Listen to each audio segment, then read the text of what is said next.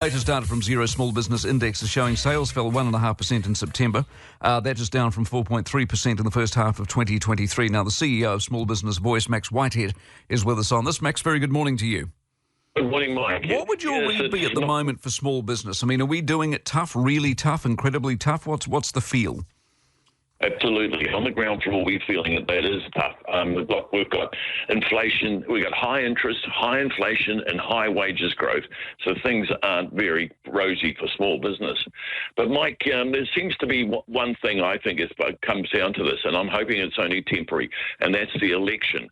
Now, I think that's given the whole of our country apprehension, fear, and even, look, I feel it even in my business, is that there is not a lot of sales happening.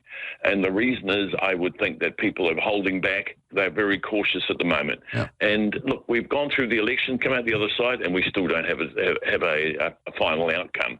So, and look, Mike, it's happened on both sides of the fence. Both of them injected fear into our community, fear on the economics of our country.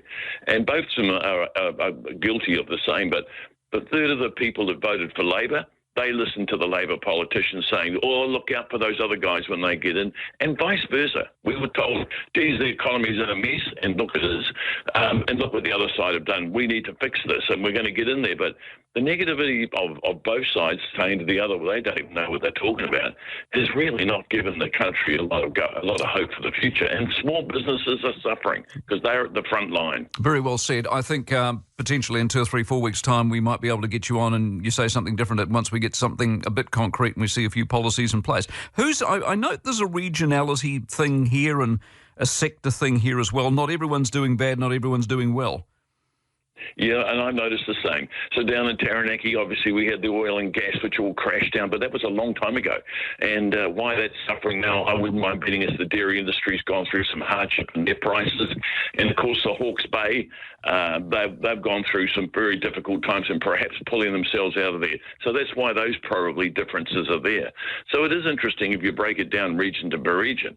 But I think they're overall, this is what I'm feeling, is definitely, I spoke to a builder and a painter.